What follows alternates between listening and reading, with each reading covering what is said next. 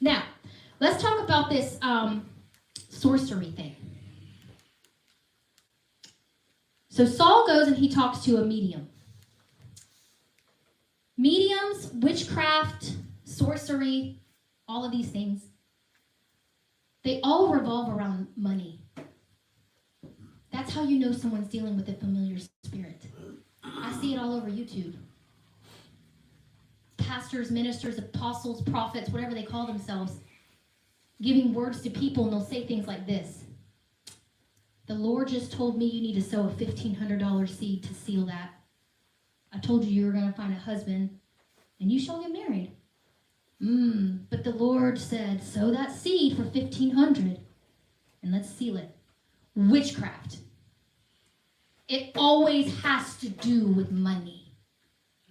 Now, you guys know, I am a preacher that talks about money. I love economics. I love business. I love investing. If a pastor or preacher is not talking about building Goshens right now in 2024 to 2030, they're really setting their people up to fail come what's coming down the road. We have to have it. We have to have money. We have to get out of the system. I talk about it. But there's quite a difference between talking about being kingdom builders, having the wisdom of Joseph, right? Building Goshens, having the finances to build the kingdom versus being a corrupted prosperity sow into me and everything I told you will happen. That is witchcraft. That is soothsaying. It always turns into a money issue. Words are free. Deliverances are free.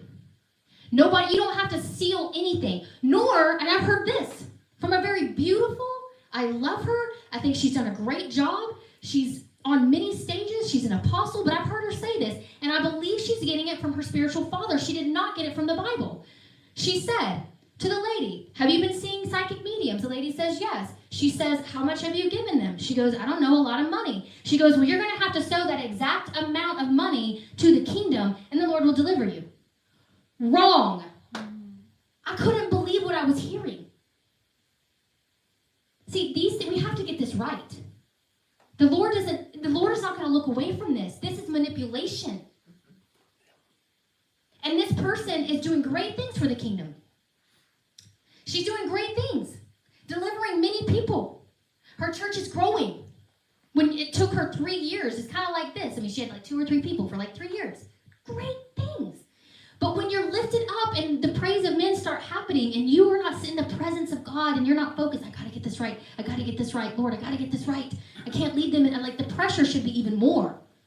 You don't say things like that. You can't say things like that. That's witchcraft. That's mixing. That's what Saul did. He was a mixture. There's only one way that we enter into the supernatural, and we know things that other people shouldn't know, and we know how to, even if you're not holding your microphone, you're just at your workplace, and you can prophesy and give someone wisdom and bring in the harvest and minister to people's lives. There is only one way in correctly into the spirit realm. There's many ways into the spirit realm that are illegal. Many. I can go down to Walmart right now and get a $6 Ouija board. I'm in the spirit. No. There's one legal way to get into the spirit. And this is another thing that happens to anointed pastors and preachers. So when they start getting into error, and they're still anointed, but they can't really hear God anymore because the Lord's backed up. What did Saul do when the Lord backed up and he couldn't hear? He's all psychic.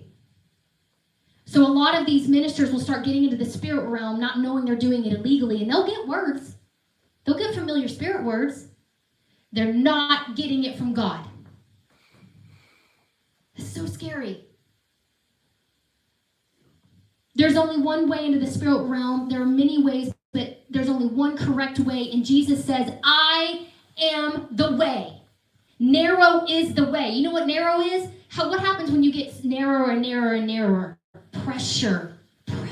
You're squeezed. It's like being in a wine press. It's like being on the threshing floor. Narrow is the way. Narrow is small. It's like, oh, it's so confining. This presence, the secret place.